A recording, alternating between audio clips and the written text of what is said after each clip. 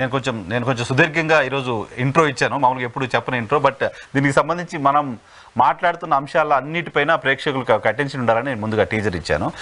అమరావతి అంశానికి సంబంధించి సార్ ఈరోజు నిన్న నారాయణ గారు ఇచ్చిన స్టేట్మెంట్ని ఎలా చూడాల్సిన అవసరం ఉంది, వరల్డ్ బ్యాంక్ రిపోర్ట్ని ఎలా అర్థం చేసుకోవాల్సిన అవసరం ఉంది? కోయినర్ గారు బేసిక్ గా చంద్రబాబు నాయుడు గారి తర్వాత అమరావతి గురించి ఏదన్నా ప్రకటన నారాయణ గారి నుంచి వస్తే అది చాలా అథెంటిక్ గా భావించాలి. ఎందుకంటే మీకు తెలుసు 2014 నుంచి 19 వరకు ల్యాండ్ పూలింగ్ చేసినప్పుడు కూడా ఆ సంబంధించిన మంత్రిని కూడా పెట్టలేదు ఆ కమిటీలో. ఎవరు? కేఏ కృష్ణమూర్తి గారు. ప్రోటోకాల్ రీత్యా ఆయన డిప్యూటీ సీఎం అవుతాడు. భూసేకరణ కూడా ఆయన పెట్టలేదు. ఎందుకంటే ఇట్లాంటి కమిటీలకి ముఖ్యమంత్రి పేరుకు అధ్యక్షుడు ఉంటాడు కానీ వైస్ చైర్మన్ కీలక పాత్ర వహిస్తాడు. నారాయణ గారిని పెట్టాలని కేబినెట్ లో వైస్ చైర్మన్ దానికి ఆ మంత్రిని కూడా దాంట్లో కమిటీ చేయకుండా చేశారు. అంత ప్రయారిటీ ఉంది నారాయణ గారికి అమరావతి రాజధాని నిర్వహణలో అనేది నేను చెప్పదలుచుకున్న పాయింట్. నారాయణ గారు చెప్పిన దాంట్లో 2-3 పాయింట్లు ఉన్నాయి. ఒకటి, ఆయన ప్రపంచ బ్యాంక్ నివేదికను యథాలాపంగా చెప్పేసినాడు. దీంట్లో కూడా media, Sakshi group of media ఏమో ఆయన చెప్పింది యాజిటీజ్ గా రాశారు. మిగతా మీడియా ఏమో దానికి చెప్పకుండా ఒక సన్నాయి నొక్కి అన్నారంటే ప్రపంచ బ్యాంక్ కి వైసీపీ తప్పుడు నివేదికలు పంపినట్టుగా తెలుస్తుంది అనే మాట వాడారు. నా పాయింట్ ఏంటంటే ప్రపంచ బ్యాంక్ మీకు తెలుసు అది ఎవరి మాట వినేది కాదు, అది ప్రపంచ దేశాలనే ఒక ఆట ఆడిస్తుంది. అంతో ఇంతో ప్రపంచాన్ని కనిపించే శక్తి తెలుగుదేశంతో పోల్చుకుంటే వైసీపీకి ఎక్కడ ఉంది. కాబట్టి ఏ రీత్యా చూసుకున్నా అది ఆశాస్పదమైన అంశం. రెండో అంశం నేను చెప్పదలుచుకున్నా, ఆయన 2 అంశాలు చెప్తారు. ప్రపంచ బ్యాంక్ చెప్పిన దానితో పాటు విజయవాడ వరదలు వచ్చినా ఇక్కడ ఏమీ కాలేదు అనేది ఒక బలమైన పాయింట్ గా ముందుకు తీసుకొస్తున్నాడు. ప్రకాశం బ్యారేజ్ కి హైయెస్ట్ వరద చరిత్రలో లేనట్టుగా వచ్చినా కూడా ఇక్కడికి ఏం కాలేదు అంటూ, నాకు ఇంతవరకు కొండవీటి వాగే అనుకున్నాను. ఇప్పుడు పాలవా గ్రావిటీ సంబంధించినటువంటి ఇంకొక సెక్టార్ ని కూడా 3 ఉన్నాయి అంటాడు. నేను ఒక వాగే అనుకున్నాను, ఇప్పుడు 3 ఉన్నాయి. అక్కడ 3 వాగులు మేము క్లియర్ చేసేసి కృష్ణానదిలో కలిపేసేయటంగా ఏర్పాటు చేస్తాము, తద్వారా అత్యంత అనువైన ప్రాంతం అని చెప్తూ దానికి సపోర్ట్ గా ఐఐటి హైదరాబాద్ వాళ్ళ నివేదికను తీసుకొచ్చి ఒక పత్రికలో రాశారు. మీ ఇంటర్వ్యూలోనే అజయ్ కలాం గారు చెప్పిన మాట మనం ప్రస్తావించాలి.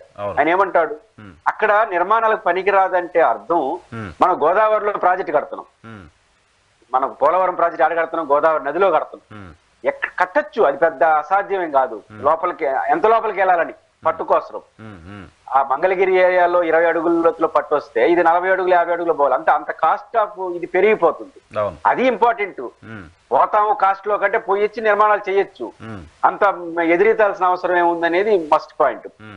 నేను అంటుంది ఏంటంటే ఆ రోజు శివరామకృష్ణ అని చెప్పిన దానికి ఈ రోజు ప్రపంచ బ్యాంక్ చెప్పిన దానికి ఏమీ వ్యత్యాసం లేదు. శివరామకృష్ణ కూడా అక్కడ రాజధాని వద్దు, ఇక్కడ ఇంకోటి వైఎన్ఆర్ గారు మన డిబేట్ ద్వారా నేను చెప్పదలుచుకుంది ఏంటంటే రాజధాని వేరు, వాళ్ళు చెప్తున్న నగరం వేరు. వీళ్ళు రాజధాని అనే సెంటిమెంట్ నగరానికి ఆటిచ్చేస్తున్నారు. ఇప్పుడు రాష్ట్రానికి రాజధాని అవసరం లేదంటారా? రాజధాని అంటే పరిపాలనా అవసరాలైన కార్యాలయం. అది విజయవాడలో పెట్టచ్చు, గుంటూరులో పెట్టచ్చు, తిరుపతిలో పెట్టచ్చు, విశాఖపట్నంలో, కర్నూలులో పెట్టచ్చు, ప్రభుత్వ ఛాయిస్. దాన్ని నగరాన్ని కలిపేస్తున్నారు, కలిపేసి రాజకీయం చేశారు ఈ 5 ఏళ్ళు. ఇది క్రూషియల్. నగరం వేరు, రాజధాని. ఇప్పుడు అమరావతి ప్రాంతంలో 3 కార్యాలయాలు పెట్టుకుని ఉన్నాయి. కార్యాలయాలు కొత్త కట్టేది ఏంటి? కొంత సింపుల్ కార్యాలయం ఉంటాయి. హైకోర్టు ఉంది, సెక్రటేరియట్ ఉంది, అసెంబ్లీ ఉంది. ఇంతే రాజధాని అనుకుంటే చర్చ లేదు కదా. సిస్టమ్ నడుస్తుంది. దాంట్లో నువ్వు మంచి కార్యాలయాలు కట్టేసినావు అనుకో, ఇంకా ఎనఫ్. ఇది కాదు వాళ్ళు చెప్తా ఉండేది.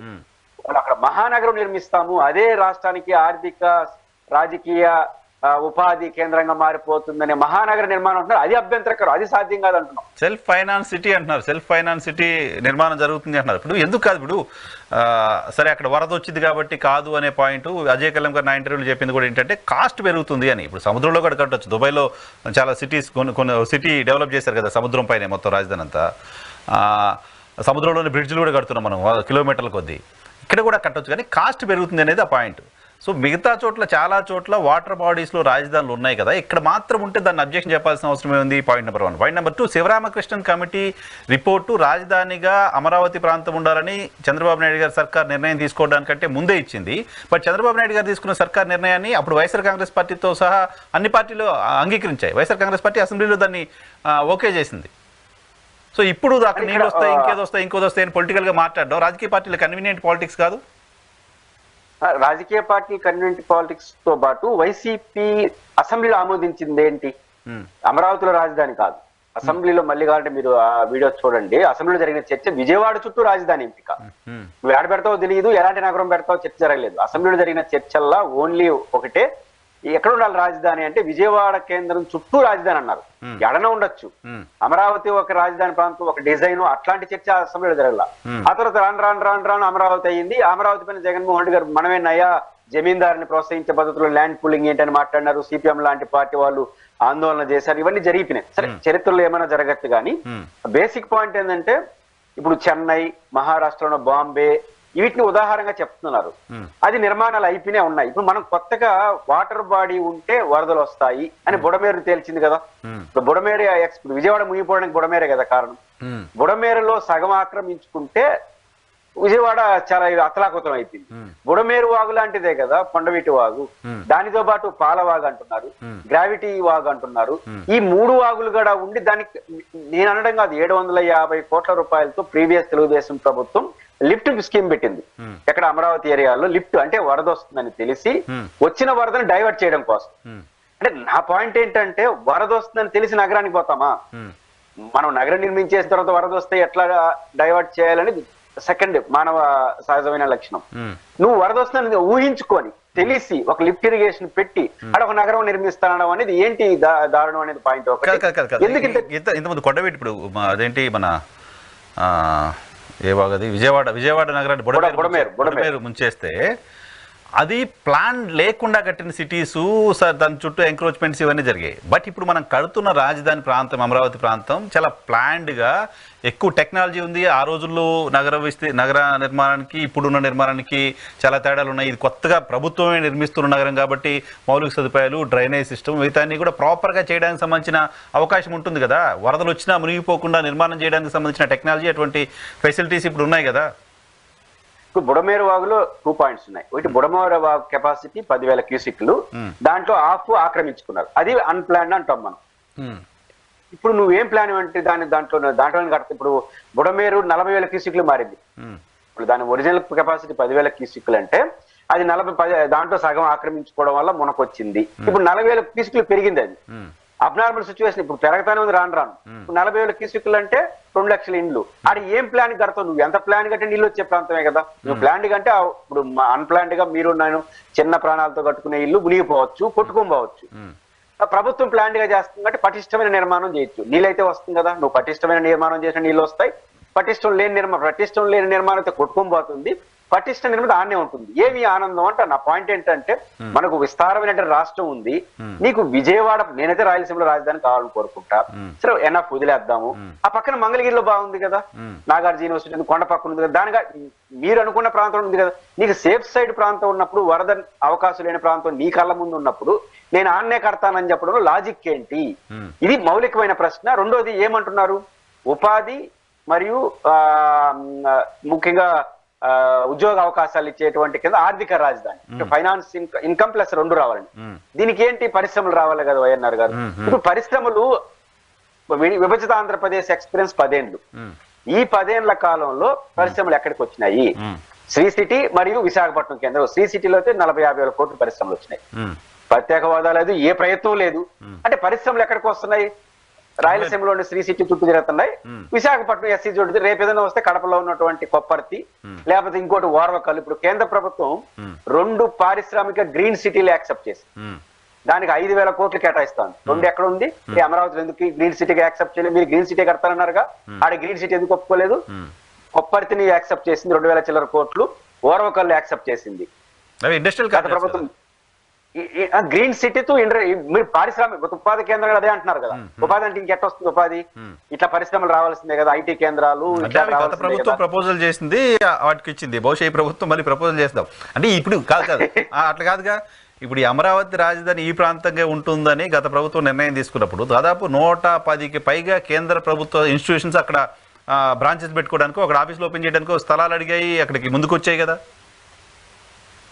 కాదు ఇప్పుడు ఒకటి, ప్రైవేట్ ఇన్స్టిట్యూషన్స్ వేరు, ప్రైవేట్ ఇన్స్టిట్యూషన్స్ వేరు. ప్రభుత్వ ఇన్స్టిట్యూషన్స్ వైఎన్ఆర్ గారు సీఎం ఉంటే మీరు ఆడబెట్టి ఆడబెట్టాల్సింది, కృష్ణానది కట్టమన్నా కట్టాల్సిందే. గవర్నమెంట్ ఇన్స్టిట్యూట్ మీ ఇష్టం కదా, రాజు కదా. ఇప్పుడు యాక్సెప్ట్ చేసిన 22 సంస్థలు, రిజర్వ్ బ్యాంక్ ఆఫ్ ఇండియా ఇట్లాంటి కేంద్ర ప్రభుత్వ సంస్థలు ప్రతి రాష్ట్రానికి ఇస్తాయి. విడిపోయిన ఆంధ్రప్రదేశ్ ఇచ్చినాయి. ఆ 22కి మేము మొత్తం ఎత్తుకొచ్చి విజయవాడ, ఈ అమరావతి ఏదైతే మీరు ప్రతిపాదిత రాజధాని అనుకుంటున్నారో, నగరం అనుకుంటున్నారో అక్కడ పెట్టాలని ఆంధ్రప్రదేశ్ అండి. చట్టం ఏం చెప్తుందంటే రాష్ట్రానికి వాళ్ళు కేటాయిస్తారు, మనం ఎక్కడ పెట్టమని అక్కడ పెడతారు. రాష్ట్ర 22 వాళ్ళు ఛాయిస్ గా 22 సంవత్సరాలు పెట్టమని చెప్పినారు. తర్వాత అది ఆగిపోయింది. ఇప్పుడు మనం ల్యాండ్ పూలింగ్ లో ఇప్పుడు అందరికి ఫ్లాట్లు ఇవ్వాలిగా. ఇప్పుడు ఎక్కడ ఎందుకు సర్వే నెంబర్లు కేటాయించలేదండి? 5 ఏళ్ల కాలంలో కేంద్ర ప్రభుత్వం ఇచ్చిన సమస్య జగన్ గారు అయితే ఆడికి ఇష్టం లేదు కాబట్టి కేటాయించలేదు. మనం అది 5 ఏళ్ల అధికారంలో ఉన్నప్పుడు పలానా సర్వే నెంబర్ లో RBI, పలానా సంధ్య నెంబర్ లో ఇంకొక బ్యాంకు, ఏదైతే నేషనల్ ఇష్యూస్ అవన్నీ పెట్టచ్చు కదా. ఎందుకు పెట్టలేదంటే ఇంకా బైఫర్కేషన్ జరగలేదు. 50,000 ఎకరాలు అంటున్నారు కదా, దాని ల్యాండ్ పూలింగ్ పూర్తి కావాలి, వాళ్ళకి 1,00,000 ఎకరాలు 1,00,000 ప్లాట్లు వాళ్ళకి ఇవ్వాలి, రోడ్లు వేయాలి, ఇవన్నీ చేయాలంటే 50,000 కోట్లు అవుతుంది నారాయణ గారి లెక్క ప్రకారం. 50,000 కోట్లు ఫస్ట్ పెడితే కదా డివిజన్ అవుతుంది. ఆ డివిజన్ లో మీకు కావాల్సిన కార్యాలయాలు కేటాయింపిస్తారు. ఆ డివిజనే కాకుండా కేటాయింపు పెడతారు. ఓకే, సో ఇప్పుడు కూడా మళ్ళీ ఇన్స్టిట్యూషన్స్ రావాలంటే డివిజన్ అంతా జరగాలి. డివిజన్ జరగాలి, వాళ్ళకి భూమి కేటాయించాలి, అక్కడ నిర్మాణాలు స్టార్ట్ అవుతాయి. అవి జరగాలంటే ఫస్ట్ మౌలిక వస్తువులు పూర్తిగా. సో ప్రభుత్వం నైతికంగా కొంత ఇబ్బందులు పడ్డ వాతావరణమే కనపడుతుంది. అంటే ప్రపంచ బ్యాంకే వద్దని చెప్తుంది, ప్రభుత్వ బ్యాంక్ నుంచి నిధులు తీసుకురావాలేదు. ఇప్పుడు కేంద్ర ప్రభుత్వం ఇస్తాన 15,000 కోట్లు కూడా వాళ్ళు పూల్ చేసి ఇస్తున్నారు. బహుశా వరల్డ్ బ్యాంక్ నుంచి కూడా పూల్ చేయాలనుకున్నారేమో. వరల్డ్ బ్యాంక్ ప్రతినిధులు వచ్చి పరిశీలన చేసి ఇక్కడ మేము రాజధానికి ఇది వైబిలిటీ కాదు అని చెప్పారంటే వరల్డ్ బ్యాంక్ నుంచి రాష్ట్ర రాజధాని నిర్మాణానికి సంబంధించి రాష్ట్ర ప్రభుత్వానికి నిధులు తెచ్చుకునే అవకాశం లేదు ఇంకా. ఇప్పుడు బేసిక్ గా వాళ్ళు వచ్చినారు అంటే అర్థం ఏంటి? మనం అప్లికేషన్ పెట్టుకున్నామంటే కూడా చెప్పి కేంద్ర ప్రభుత్వం ఇవ్వబోయే 15,000 కోట్లు అనేది వరల్డ్ బ్యాంక్ మనం జోబులో నుంచి కడతారా, ఢిల్లీ జోబులో నుంచి కడతారా చర్చ తప్ప ప్రపంచ బ్యాంక్ నుంచి డబ్బులు వస్తాయనేది కన్ఫర్మ్. దానికి సెంట్రల్ గవర్నమెంట్ వాళ్ళు చెప్తేనే వాళ్ళు వచ్చినారు. ఎందుకు వస్తారు? 15,000 కోట్ల రూపాయలు అప్పు అంటే 30 సంవత్సరాల పాటు దాన్ని తిరిగి చెల్లించాలి. 60,000 కోట్లు 70,000 కోట్లు చెల్లిస్తాం మన అపార్ట్మెంట్ సైట్ టైప్. ఈ 30 ఏళ్ల పాటు వాళ్ళు ఇచ్చారంటే ఆ ప్రాజెక్ట్ ఎట్లా ఉంటుందో చూస్తారు కదా. ఎంత ప్రైవేట్ అయినా, మనం ఎంత వడ్డీ అయినా, ఎంత గవర్నమెంట్ అయినా వచ్చి పరిశీలన చేసి మనం ఇద్దాం వద్దని చెప్పడం కోసమే. ఇప్పుడు అలాంటి వాళ్ళు అక్కడ నగరానికి సూట్ కాదన్న తర్వాత 15,000 కోట్లు ఇస్తారా? అది ఒక మౌలికమైన ప్రశ్న. ఇవ్వకపోతే ఇంకొక కొత్త సమస్య, ప్రభుత్వం మొండిగా ఉంది కదా, మేము కట్టేదే. ఇక్కడ నారాయణ గారు చెప్పారు కదా, వాళ్ళు చెప్పినారు అయినా మేము కట్టేదే అన్నాడు. అంటే ప్రభుత్వం అనుకుంటే ఏమైనా చేయొచ్చు. ప్రభుత్వానికి యూజ్ అమౌంట్ ఏరియా డబ్బుల నుంచి కేటాయిస్తే ఇప్పుడు అప్పు చేసి ఇంకా జనరల్ బడ్జెట్ నుంచి కట్టాలి. ఎంత భారం అయిపోతుంది రాష్ట్రానికి. ఇంకో పక్క విజయవాడలో ఒక 10,000 కోట్లు పెట్టాలి ఇప్పుడు వరదల కారణంగా. అంటే విజయవాడ అమరావతి దీని చుట్టూ నడుస్తుంటే ఇబ్బంది వస్తుంది. నిజానికి వైఎన్ఆర్ గారు మాలాంటి వాళ్ళు కూడా రాజధాని విషయం మీద చర్చ పెట్టలేని పరిస్థితి ఎందుకు వచ్చినామంటే 24 ఎన్నికల్లో అన్ని పార్టీలు రాజధాని గురించి మాట్లాడారు. వైసీపీ ఏమో 3 రాజధానులు, వీళ్ళేమో ఏకైక రాజధాని. కర్నూలుతో సహా కర్నూలు హైకోర్టు కూడా పెట్టలేము, బెంచ్ ఇస్తామని చెప్పారు. అయినా కూడా కర్నూలులో మెజారిటీ ఏకపక్షంగా ఇచ్చినారు. ఇలాంటి సమయంలో రాయలసీమలో రాజధాని కావాలని మాలాంటి వాళ్ళు కూడా ఆ టాపిక్ మాట్లాడలేని పరిస్థితుల్లో చంద్రబాబు గారు వ్యూహాత్మకంగా రాజధానికి కావాల్సిన కార్యాలయాల వైపు అడుగులు వేస్తుంటే బాగుండేది. ఇప్పుడు నేను కూడా మూడు కీలకమైన కార్యాలయాలు, అసెంబ్లీ, సెక్రటరీ అన్ని ఉన్నాయి కదా. రాయలసీమ కూడా కొన్ని కావాలని మాలాంటి వాళ్ళు కూడా ఇప్పుడు దాన్ని మార్చమని చెప్పే పరిస్థితులు లేవు. పొలిటికల్ ఒక మ్యాండేట్ వచ్చింది అంతే కదా. 3 రాజధానులకు వ్యతిరేకంగా ఇచ్చిన తీర్పుగా చూడాల్సిన పరిస్థితిగా కూడా నైతికత ఉంది. ప్రజల్లో రాజధాని పైన ఇష్యూ కాకపోయినా వాళ్ళు చెప్పినారు ఎలక్షన్ కి ముందు. సో అది ఆగిపోయిండేది. నిజానికి అసెంబ్లీ సెక్రటరీ 3 పర్మనెంట్ స్ట్రక్చర్స్ పైన కానీ శ్రద్ధ పెట్టేస్తే 4-5 ఏళ్ళు అది రేపు చర్చనీయాంశం ఉండేది. ఆయన ఇంకా మహానగరం తప్ప బయటికి రావట్లేదు. ఇప్పుడు మహానగరం జరగకుండా పోతే మళ్ళీ జగన్ వస్తే మళ్ళీ మొదటికి వస్తుంది కదా. ఎవరు నష్టం చేసినట్టు చూడాలి. రైట్ సార్, చూద్దాం. అది అమరావతి విషయంలో ప్రభుత్వం అయితే ముందుకెళ్తా ఉంటుంది. నవంబర్లోనో డిసెంబర్లోనో పనులు మొదలు పెడతామని చెప్తున్నారు. సో 4 ఏళ్లలో 60,000 కోట్లు ఖర్చు పెడతా ఉంటే ఇప్పటికే మున్సిపల్ మంత్రి చెప్పారు. సో 60,000 కోట్లు ఎస్కలేషన్ అది ఎంత అవుతుందో చూడాలి. సో ఇప్పుడు ప్రపంచ బ్యాంక్ మాట్లాడిన తర్వాత ప్రభుత్వం ముందుకెళ్తుండొచ్చు, కానీ ప్రైవేట్ వ్యక్తులు ఎవరైనా వచ్చి ఆ ప్రాంతంలో పెట్టుబడులు పెట్టాలంటే డెఫినెట్గా పునరాలోచన చేసే పరిస్థితి ఉంటుంది.